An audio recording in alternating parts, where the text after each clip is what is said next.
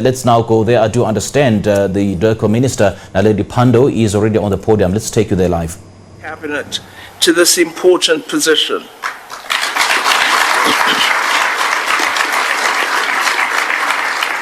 We welcome Mr. Dango to DIRCO.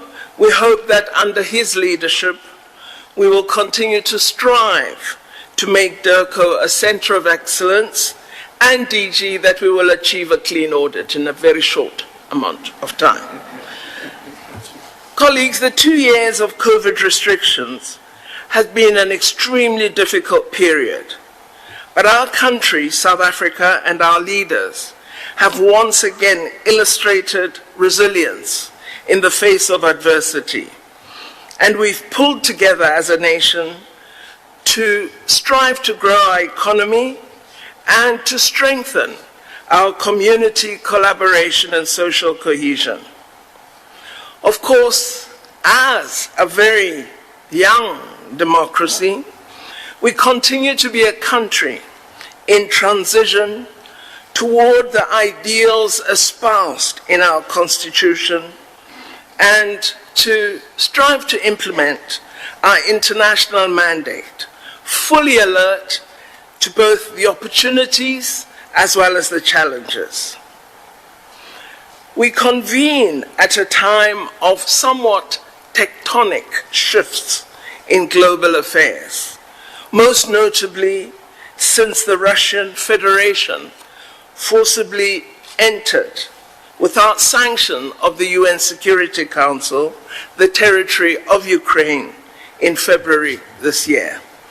This has altered to a great degree the geopolitical landscape of our global community. We've begun to witness somewhat of a realignment of global power relations in response to the war and seen increased volatility in the global economy. All of these have affected South Africa and its national interests. And we've got to ensure that we learn to successfully navigate these developments.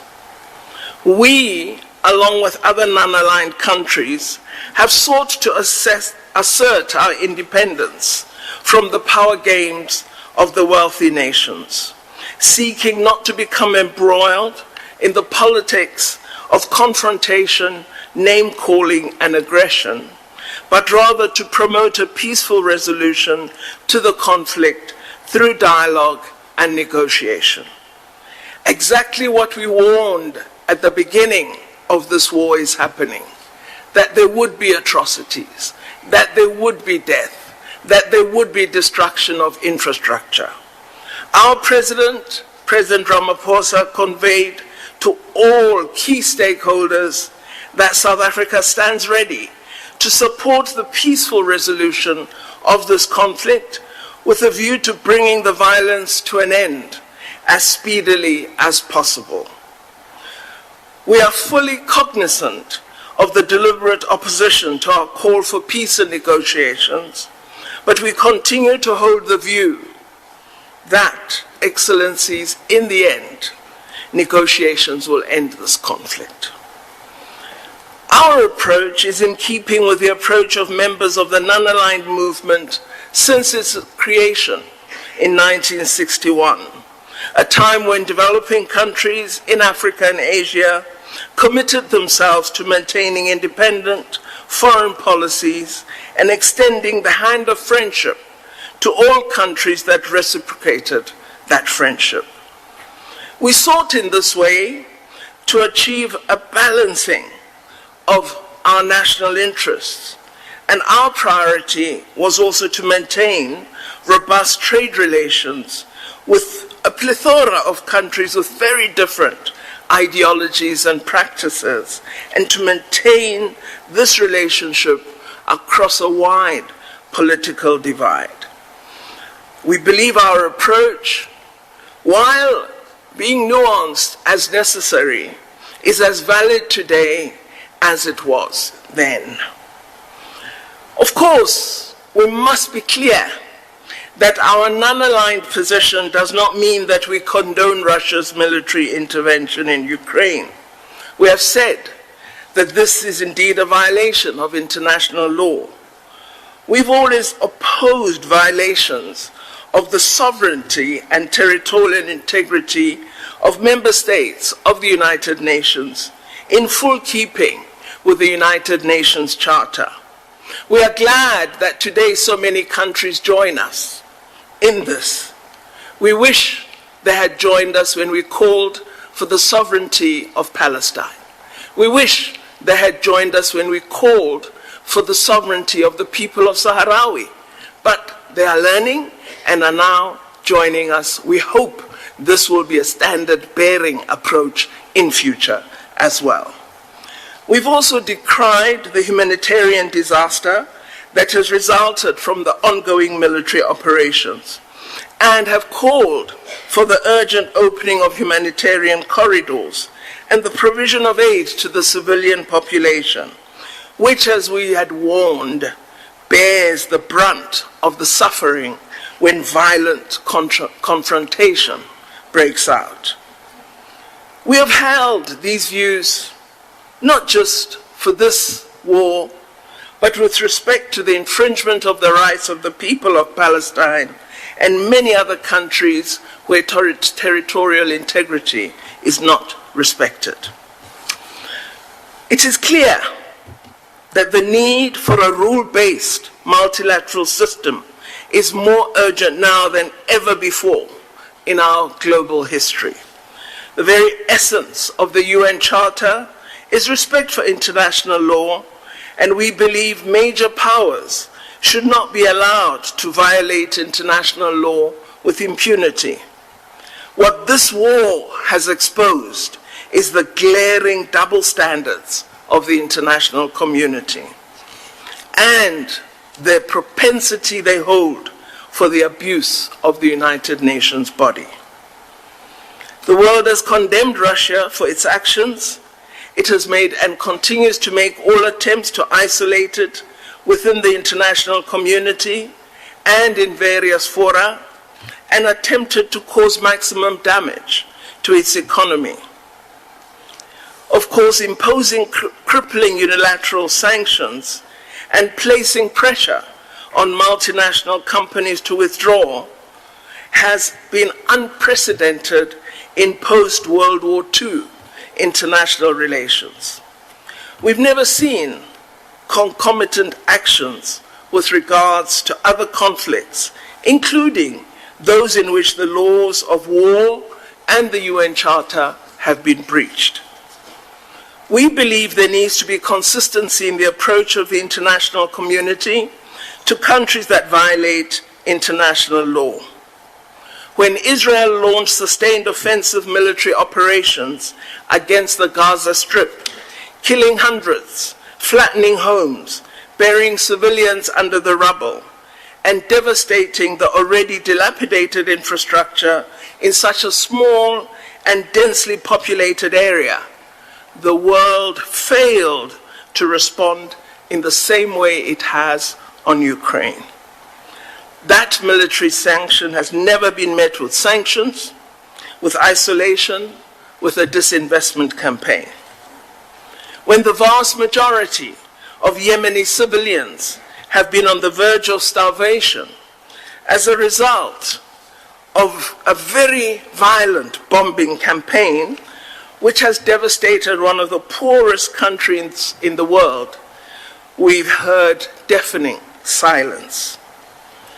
The list of unjust wars in which big powers have not done what they could is long. But we also are worried at the mainstream media narrative, which has tended to be on the side of the big powers, as they seem to have become part of an orchestrated propaganda campaign, either actively or at times unconsciously. We also, Honorable Excellencies, lament the continued suffering of our brothers and sisters in the countries of Cuba and Venezuela, who've also endured economic stagnation, of their economies. In the case of Cuba, this has been the reality for over 6 decades. It's been our principal policy to support these countries when their economies have been brought to their knees and to show our solidarity in light of the close bonds of friendship between our two nations.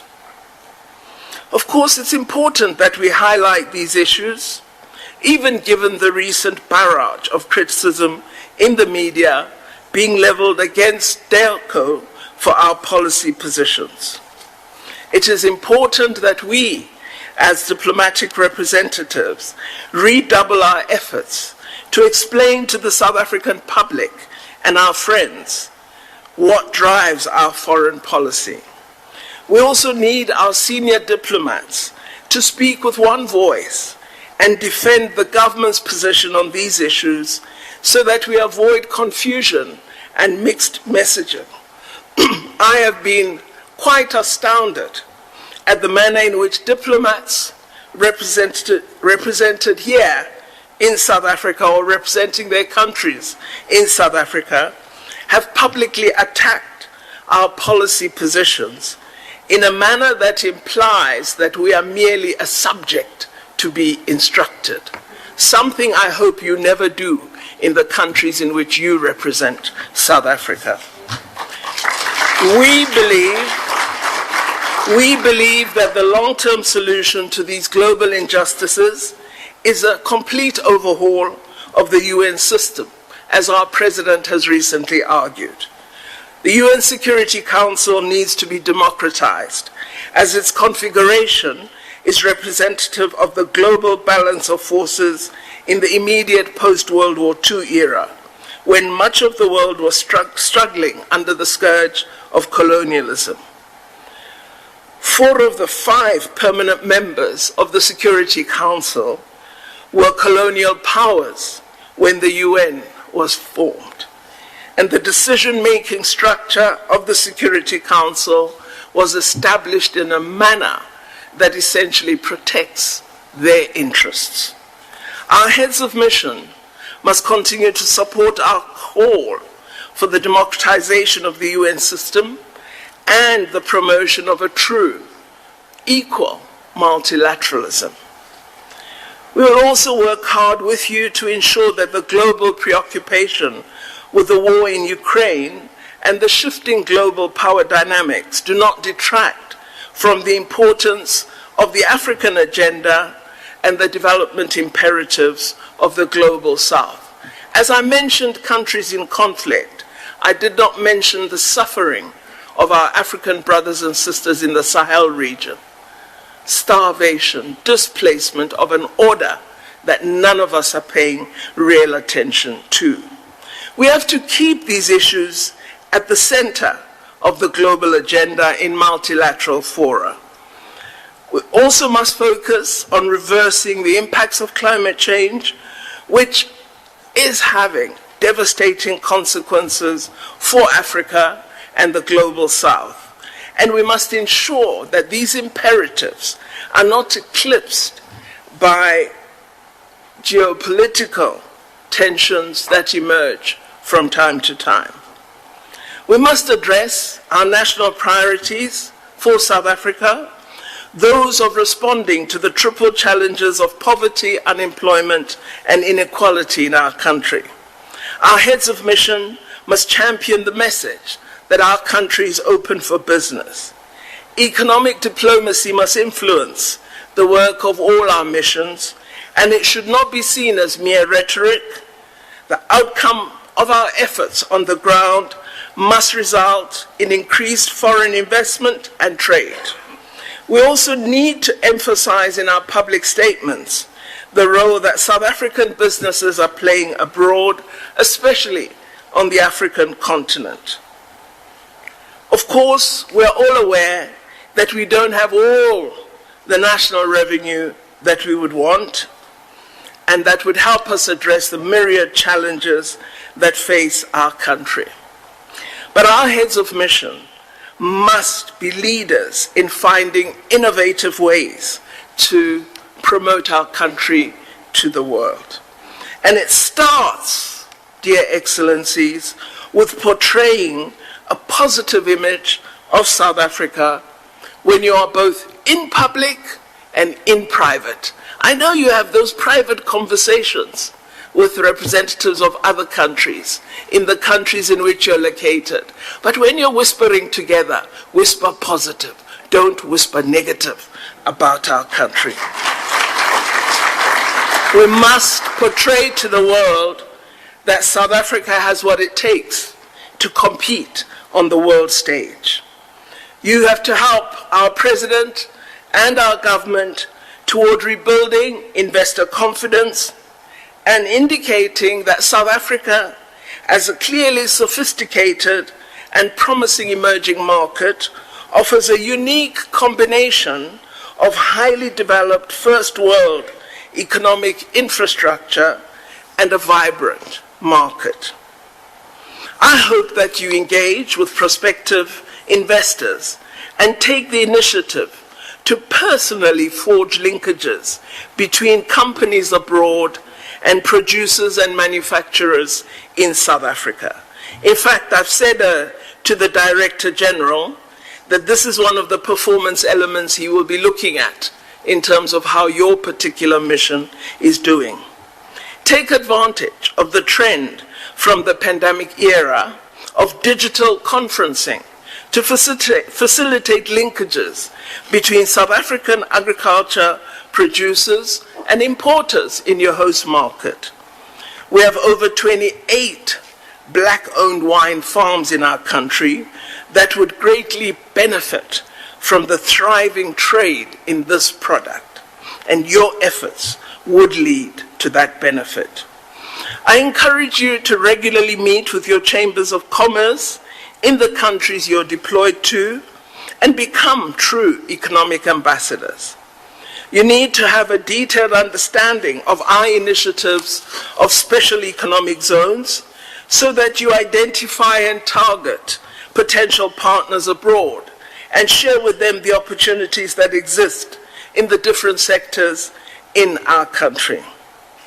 If you fail in this mission of attracting partners to our special economic zones, our zones will be empty nests waiting for the birds to come and roost.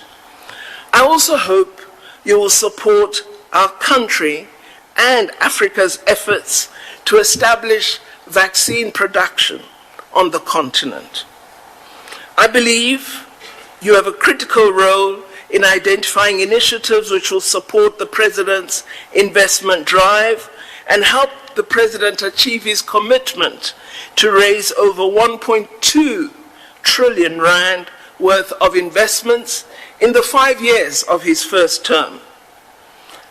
Our government has already met 65% of its stated target. The fourth investment conference, which took place 2 weeks ago, was a great success and illustrated our country's resilience and showcased many investment opportunities that our country intends to take advantage of. We congratulate the President in being steadfast on this foreign direct investment drive. Of course, we know that with ourselves, with the African continent and many developing countries, the COVID-19 pandemic exposed the weaknesses of our public health system. It's been a wake-up call for the entire African continent. We need to continue to collaborate with partners abroad to ensure the successful vaccination of millions of Africans. We need to invest more in strengthening our health infrastructure so that we are better prepared to deal with future health crises. We must forge ahead with plans to enhance Africa's vaccine production ability, as well as to do that thing, to train hundreds of thousands of South African PhDs, so that we have full-time researchers who can make our ambition a reality. We have a long road ahead in terms of achieving equity in this domain.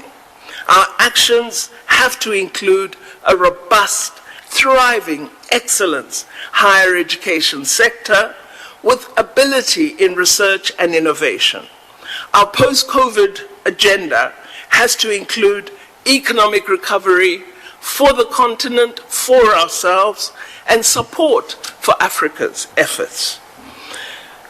I don't need to say to you that our fortunes are inextricably linked to those of the continent. And so it is vital, as we do our work, that we champion Africa's development agenda, which will lead in the end to our own development and prosperity. We are very pleased that South Africa, led by our president as chair of the African Union, led to the beginning of trading of the African Continental Free Trade Area. Our companies in this country are poised to play a key role in taking up the opportunities these present for preferential access to other African markets. Of course, Africa is a key priority for us, but we have other cooperation partners that we must not neglect. Our trade with Europe, our trade with China, our trade with the United States must not diminish, must not be neglected. The strategic opportunities of shaping a refreshed, progressive global architecture through BRICS should not be undermined. And similarly, the immense opportunities in East Asia, in the broader Asia, and in the Middle East must be a firm part of our increasingly complex basket of diplomatic tasks. Any ambassador who believes that their job is easy doesn't understand foreign relations. It's complex, it's nuanced, it's difficult, but you have the ability to carry it through. What these tasks require are astute, strategic, focused, well-informed diplomats, fully cognizant of their value to South Africa. So, you are not the diplomat who will be recalled. You are not the diplomat who will be drunk in some foreign street. You are not the diplomat who will forget your purpose. I believe all of you fit these criteria I have referred to, and I wish you well in your continuing work. Now, allow me to perform the pleasurable task of introducing our president. He always reprimands me not to overdo it, but I want to. Our president, a trained lawyer, an astute businessman, a politician, someone that we hold in high regard and who we hope will achieve this R1 trillion investment for us. Your Excellency, I invite you to address our meeting. Thank you.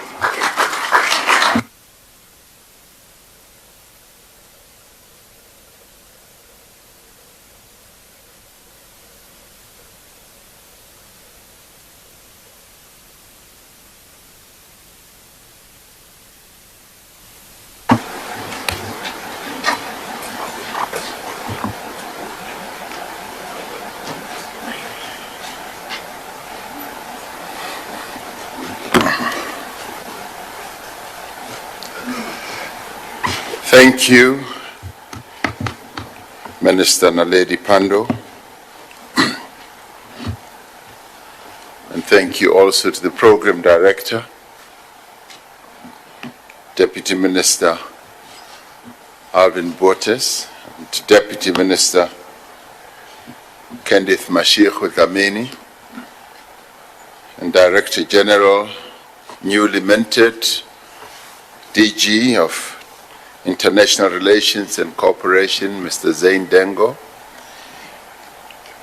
ambassadors, Your Excellencies, as ambassadors and high commissioners, consul generals, and all distinguished guests who are here. I'm really pleased to be in your midst today. It's actually good to be here. As I look around, I see all the familiar faces. many of whom that I see as we visit a number of countries. And when we do meet you in the countries where you are deployed, you look prim and proper and lovely and beautiful and handsome. I mean, handsome some of you. And you are looking exactly like that today. It's really a joy to see you all here collectively. Of course, it's always a joy to see you in countries where you are deployed.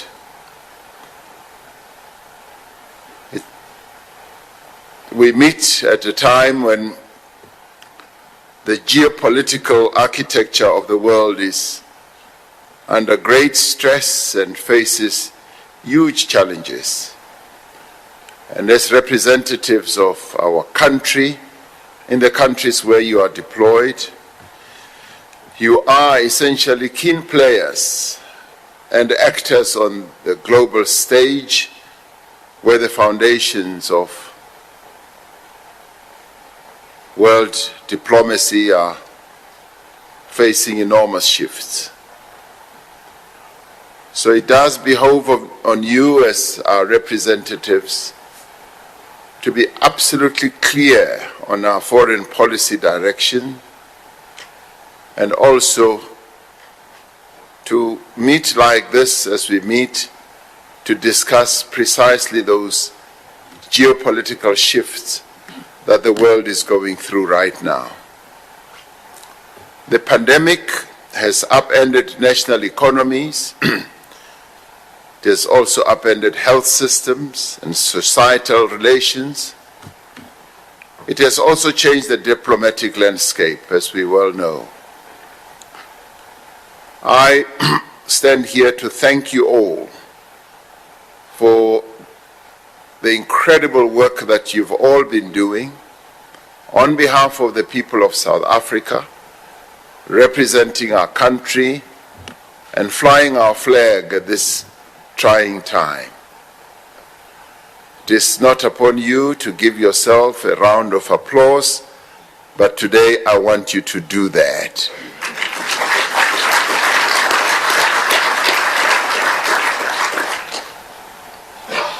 In addition to representing our interests in your host countries, you've had at this very trying time to provide services in emergency situations that was uncertain and rapidly changing.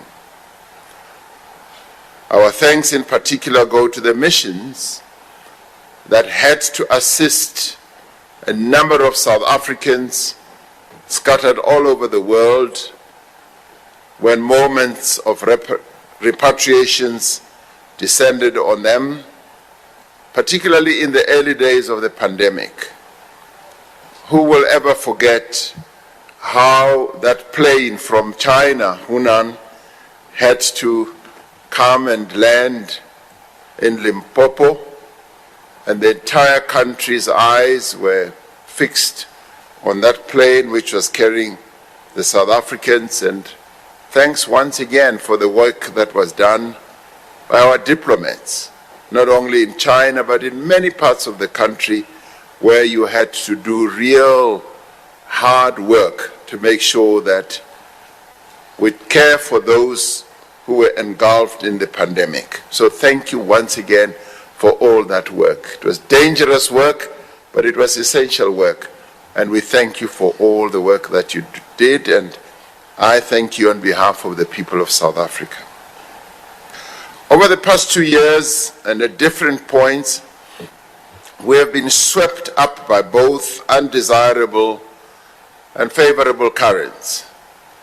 The global response to the pandemic has seen incidents of narrow self-interest, protectionism, parochialism, and at times even anti-Africanism.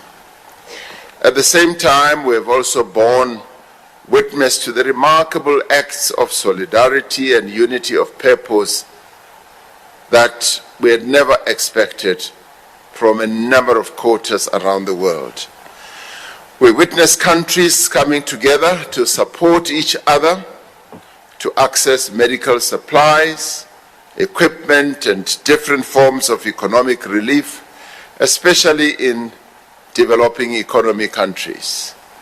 Our missions abroad played a large part in forging these relationships and will need to sustain these relationships in the years ahead.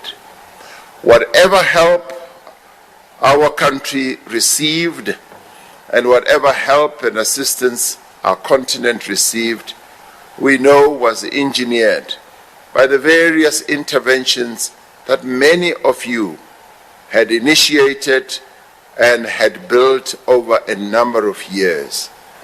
Because all this did not just happen, it happened because our country's representatives have been at work over a long period preparing for eventualities such as these so that we can get the assistance not only as South Africa but also as our continent that we received. What has also been remarkable is the resilience and increasing self-reliance that has been forged in the fire of this crisis, particularly on the part of African nations. The AU's coordinated response to the pandemic has significantly advanced the cause of African unity.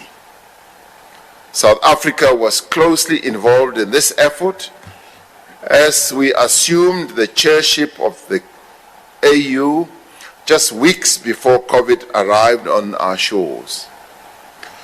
In the space of just 2 short years, the continent has made remarkable strides in strengthening institutional capacity, being able to have repositioned the CDC and made it an organization or an institution that is respected around the world. We also achieved remarkable results in building health system resilience and in advancing the case for the localization of life-saving medical supplies. What we can perhaps be proudest of is the principled stance that our country has taken on the issue of equitable access to COVID-19 vaccines.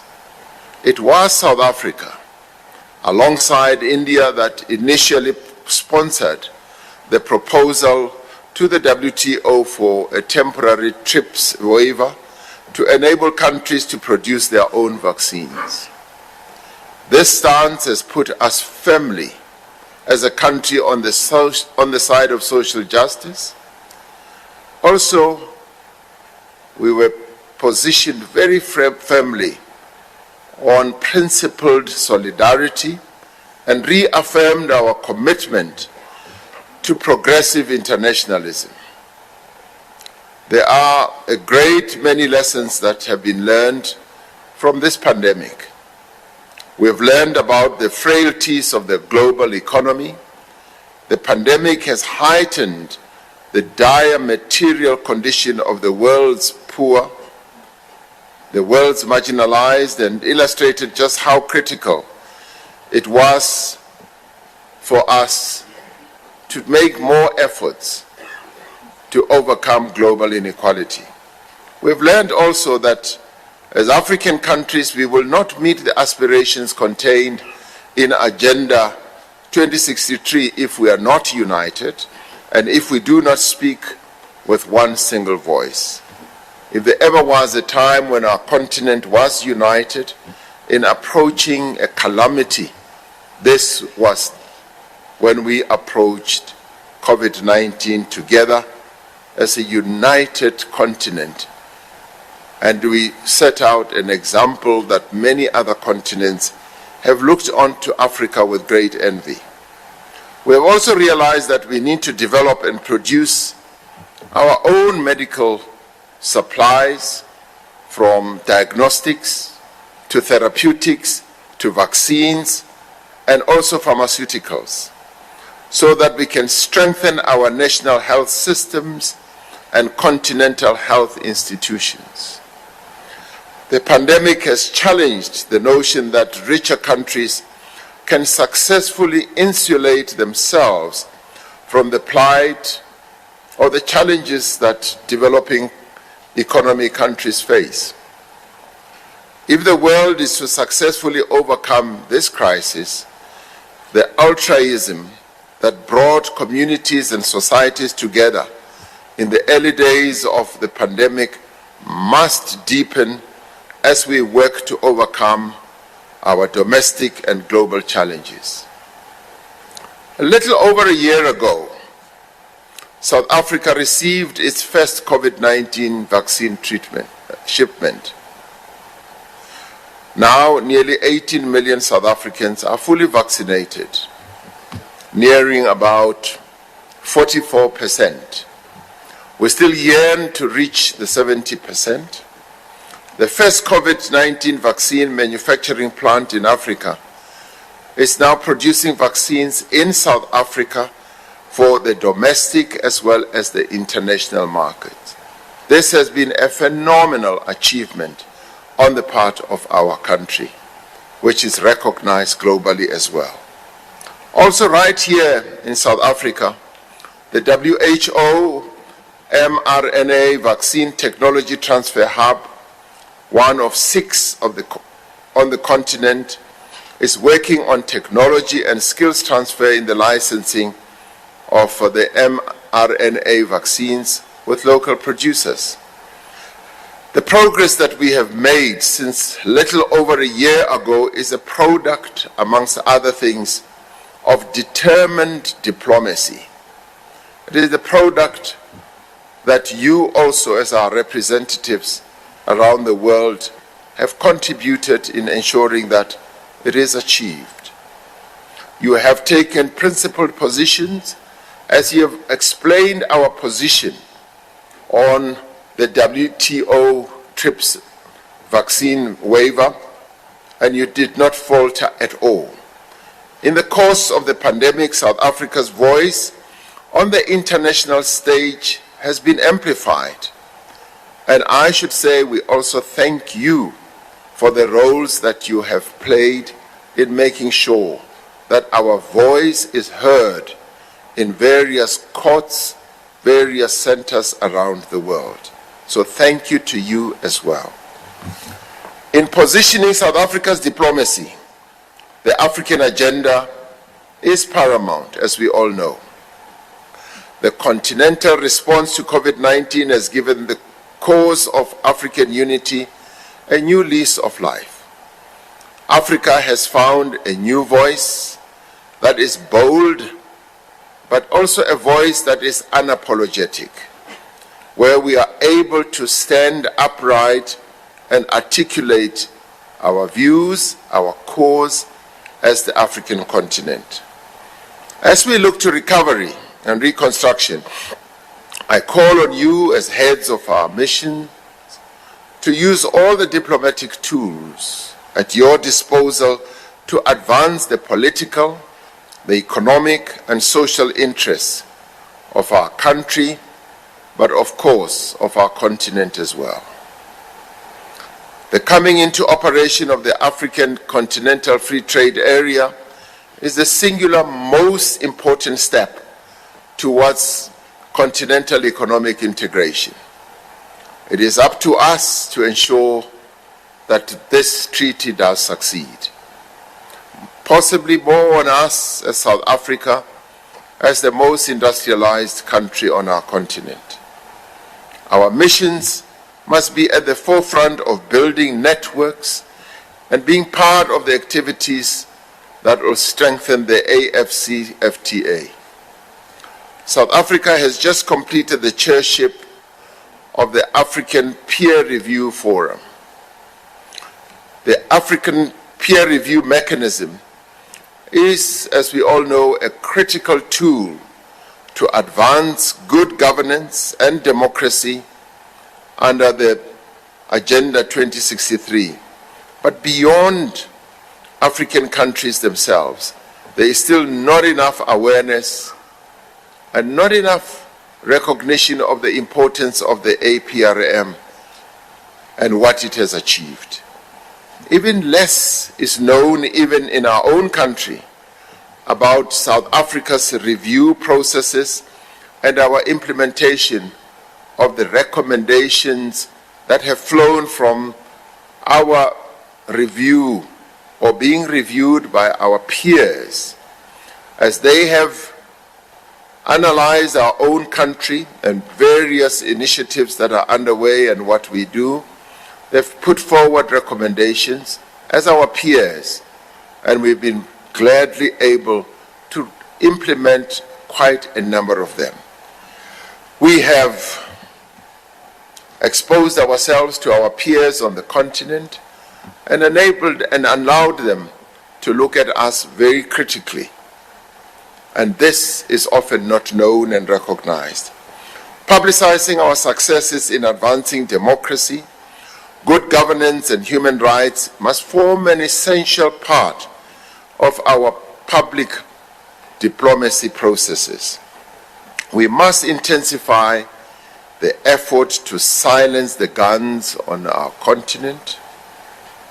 We had this as an objective during our chairship of the AU, and of course, as we focused more of our attention during our chairship on COVID-19, this was a task that was not achieved.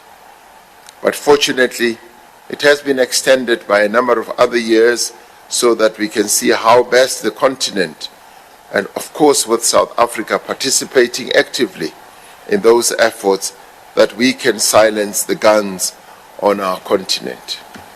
The ongoing conflict in Ethiopia, the insurgency in Cabo Delgado in Mozambique province, the unconstitutional removal of governments in Burkina Faso, in Mali and Guinea show the depth and the extent of the challenges that our continent must confront. Because these are a blight on the image of the continent that has sought to ensure that the guns are silenced and democracy is embraced right from the north to the south and the west to the east of our continent. These developments must encourage us to do more and to act with greater urgency to remove every last vestige of war or conflict from our continent. Peace and stability is vital for development, as we all know, because you cannot really have meaningful economic development and social equity when there is war in your country. As a country, our fortunes are inextricably linked and bound with the security and prosperity of our continent. The war in Ukraine has had an extraordinary impact on global affairs, and these developments will continue to define international relations into the future. These are part of the tectonic shifts that are taking place at the geopolitical level. The conflict has caused extensive destruction and immense human suffering. As a country, we are committed to the articles of the United Nations Charter, including the principle that all member states shall settle and should settle their disputes by peaceful means. As Minister Pandor stated, we have taken a very clear and firm principled position on this. We support the principle that members should refrain from the threat or use of force against the territorial integrity of other states. The conflict has exposed the inability of the United Nations Security Council to fulfill its mandate of maintaining international peace and security. The current formation of the United Nations Security Council, in our view as a continent, is outdated and unrepresentative, no doubt, because it disadvantages countries with developing economies, particularly our own continent. The entire peace and security architecture of the United Nations needs to be overhauled. Decision-making needs to be democratized so that the Council can be true to its mandate and move beyond the paralysis brought about by a few member states.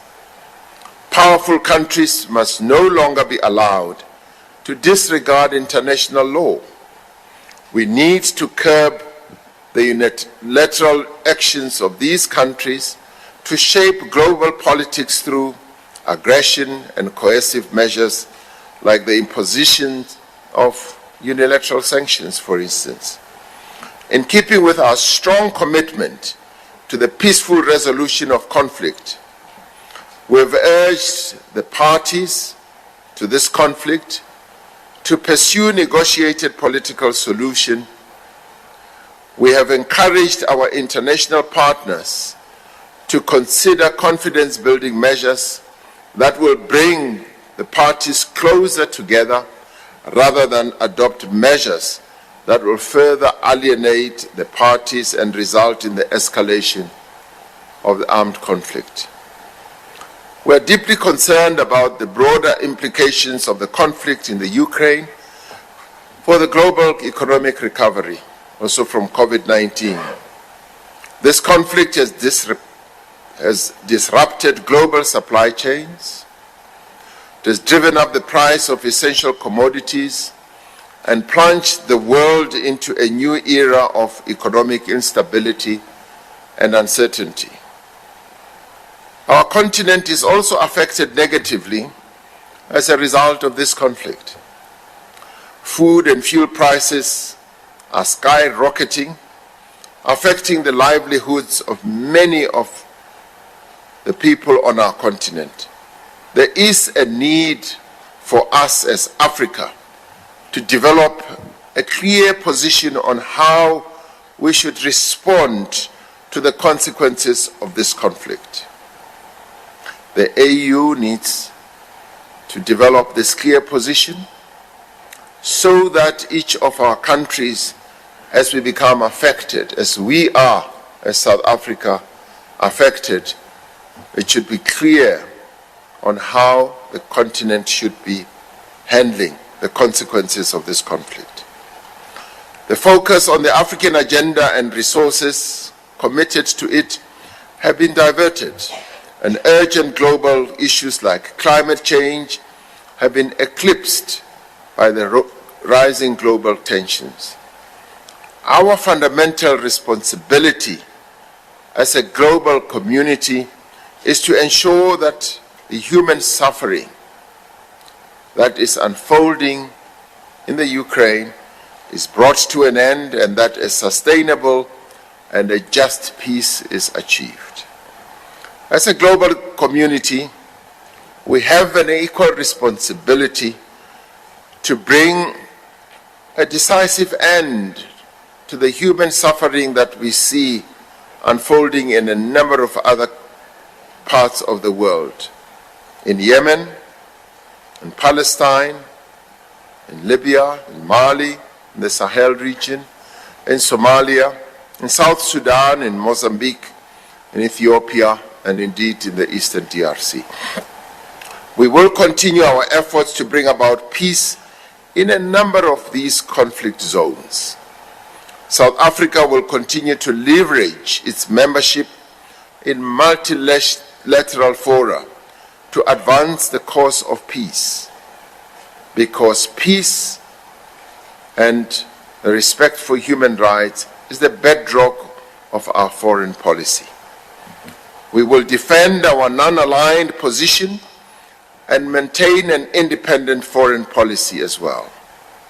We will pursue our national interest as we pursue the common interests of our global humanity. We need to ensure that countries with developed economies honor their obligations to support developing economy countries in climate change mitigation and adaptation, as many developing economies were essentially not the cause for the climate change that the world is experiencing now. Specifically, we need to encourage more strategic partnerships to mobilize funding for a just transition to low-carbon economies. Now, as heads of missions, you are tasked with leading the drive to promote our country abroad. And Minister Pandor could not have said it any better. Because whatever you do, whatever you say, wherever you are, as our representatives, you should always remember that you are representing South Africa and the 60 million people that constitute our population. So it cannot be that you are representing yourself. You are representing the people of South Africa. And you act in the name of those people of this country. In this period of reconstruction and recovery, our foremost responsibility is, of course, to foster economic growth, but economic growth that will result in the creation of jobs. So we want you to be ambassadors, not just for our flag, but also for our economy. You need to seek out new ways to grow trade and attract investment into South Africa. And I must say, I've been really pleasantly encouraged as I travel to a number of those countries that I've visited, and I see how our high commissioners, how our ambassadors are so deeply immersed in the task of mobilizing investments for our country, talking to your counterparts as well as potential investors in the countries where you are deployed, articulating the great advantages of investing in South Africa. But I've also been so keenly impressed by the level of understanding that you have of the various sectors of our economy. Last night I participated in the launch of a book, a handbook they call it, the Oxford Handbook of the South African Economy. I recommend it very highly for each one of you to get hold of this handbook. If it was Christmas already, I would have said each one of you will get a copy in your Christmas box. But I'm afraid it's not Christmas yet. But I do recommend that you should get a copy of this book because it outlines the structure of our economy, and it outlines also in a historical way where our economy has come from almost colonial times, but more apartheid times, right through the 27 years. And some of the initiatives that we have taken to turn our economy around, where we have succeeded and where we have not quite succeeded. And it addresses the challenges that our country faces, our economy faces. I recommend it because as you, many of you and nearly all of you have demonstrated your keen knowledge of our economy as well as how you continue to mobilize for investments. This is the type of book that you should have on your bookshelf. Yes, a number of you come up with initiatives, interventions that are interesting as you talk to various investors in the countries where you are. You need to pave the way for outbound investment into existing and new markets. We count on you to market abroad the immense opportunities that exist in the South African economy. The Economic Reconstruction and Recovery Plan is our roadmap, and each of you have an essential role to play in its implementation and in its articulation as well. In the State of the Nation address in February, I provided an update to the country on our progress in implementing the ERRP, as we call it, but also in articulating our plans for the future. Our missions need to provide progress updates on structural reform, our infrastructure build program, our immigration reform, and new investments in all their engagements. And I'm glad to know that many of you do that already. We need to be briefing potential investors on the progress that we are making. I saw that during the investment conference, how investors are interested in the progress that we are making on our reform project. We should, for instance, for example, refer to the 4th South African Investment Conference, which was held just about 2 weeks ago, which resulted in some 332 billion rand in new investment pledges. We should report that we have now reached not 65%, Minister Pandor, which I heard you say, that we have reached 95% of the 1.3 trillion rand target we set. Some heads of mission have taken the initiative in recent years to bring business delegations to our investment conferences and to our tourism and mining indabas, film festivals and aerospace shows. And I want to thank you and congratulate you for that, because this is the type of initiative that we want to see. More than, as I said earlier, being just diplomats, you are also economic envoys. Your envoys speaking on behalf, yes, of the President, but speaking on behalf of the people of South Africa. I'd like that to be prominent in your mind, because with the economic challenges that the world is facing now, economic diplomacy is what is often prominent for many countries. And I have seen this very, very keenly as I've interacted with a number of heads of government. We talk politics for a little while, but most of the interactions are on promoting the economic development in our various countries, and this is what we need to focus on.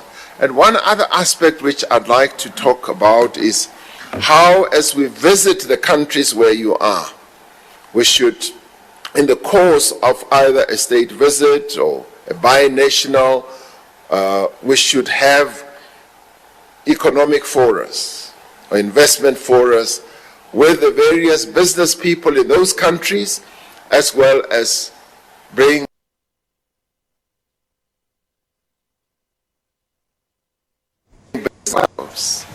as you mobilize the local business people and interest them in investing in South Africa, but also interacting with our various departments here, DTI, DERCO, and a number of others, to mobilize business people who will travel with us.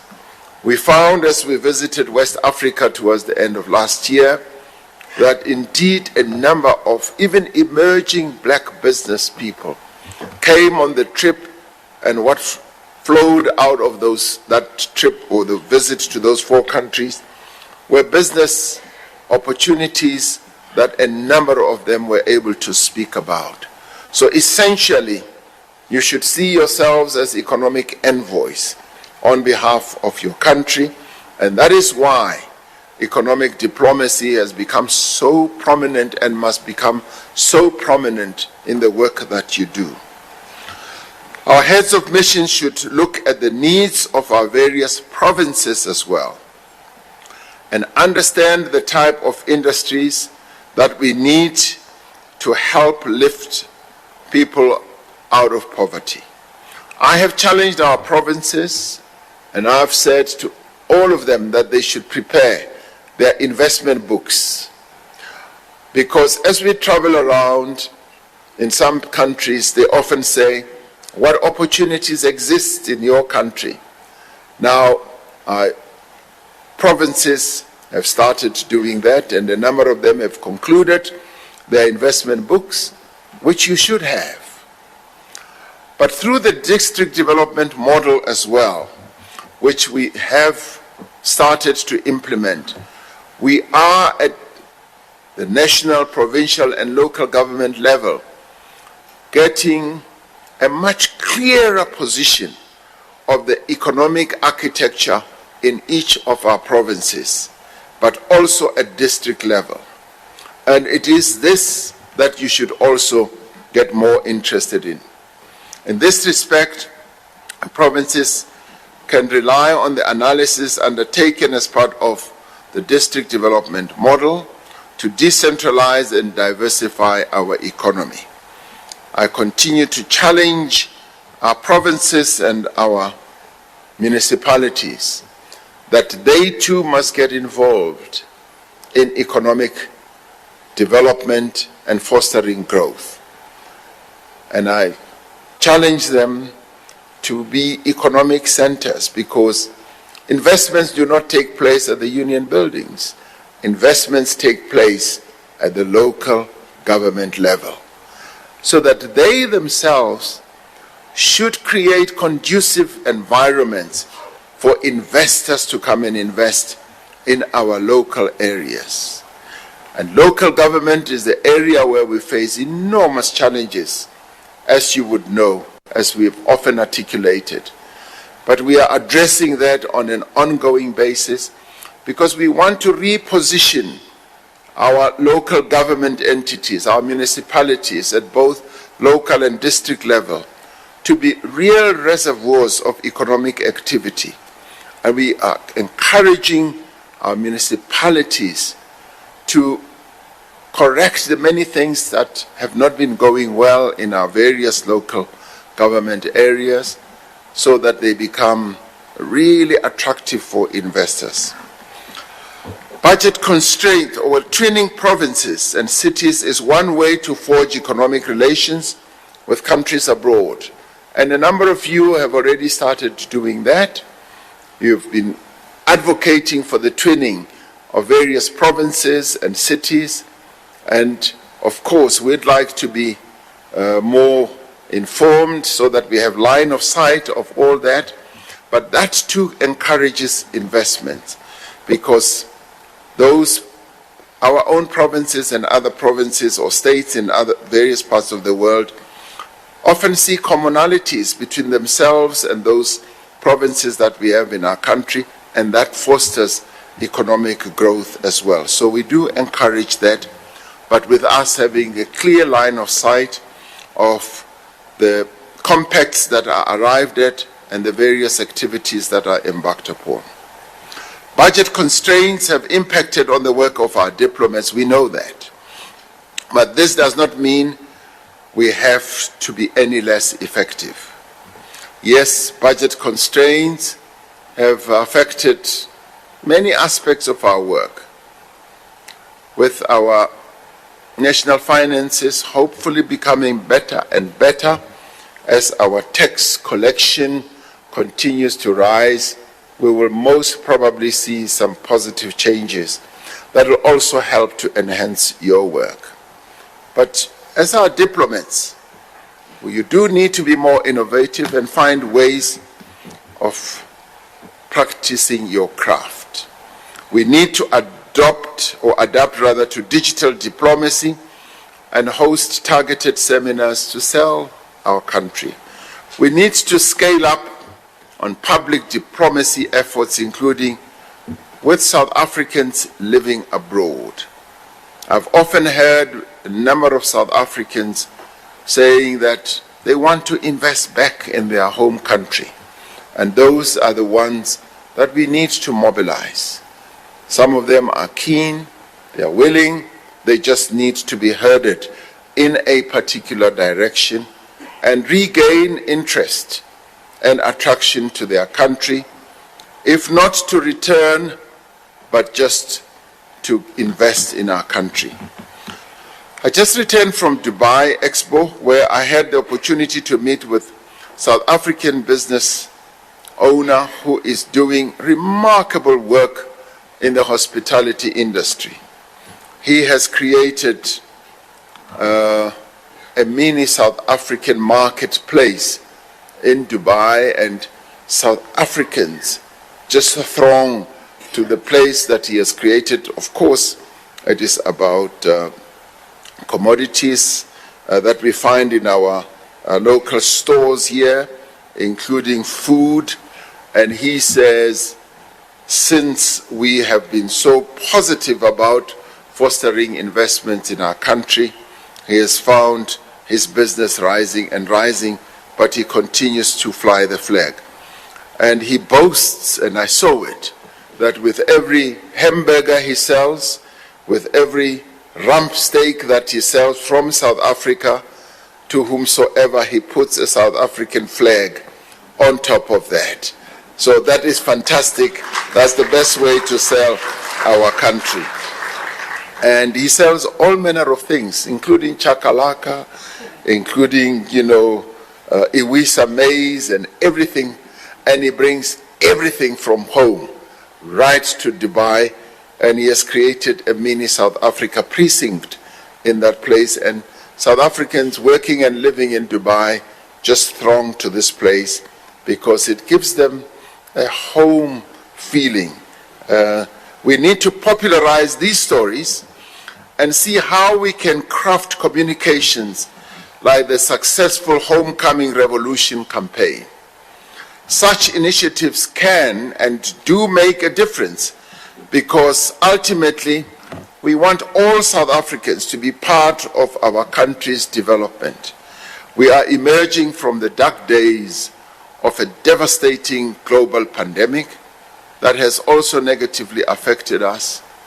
And we want to now fully understand how negatively it affected us, we have to think about those 2 million workers who lost their jobs. For 2 million people to lose their jobs within a period of 2 years is quite a mammoth number. Those who stood by us through this time have proven to be solid, dependable partners. This is no small part due to the diplomatic efforts of the men and the women who are in this room today. As we strive for an equitable recovery, we will continue to count on you to be our emissaries for economic growth, just as you helped us to get life-saving equipment and then vaccines. We want you now to bring investments to our country. I wish I could stay here with you all day, but I have to fly to East London, where we are launching from a Japanese automaker a particular line of manufacturing where they've invested a lot of money. So I have to go there. But I do wish you well in the deliberations that you will have here today. Your deliberations during this conference are going to be much more important, possibly much more important than the previous ones, because we have to analyze and also fully understand your own take as our emissaries of what is happening, not only globally, but also in your own countries, because we continue to face challenges that do impact on our own foreign policy. I urge you to continue to serve your country with pride and to make our foreign missions centers of excellence. Continue with your most urgent task of continuing to build a better South Africa and realizing a better Africa, and in the end, a better world, notwithstanding the challenges that the world continues to face right now. Remember that you are South Africans, and you are the best that we have deployed to various parts of the world. Thank you very much.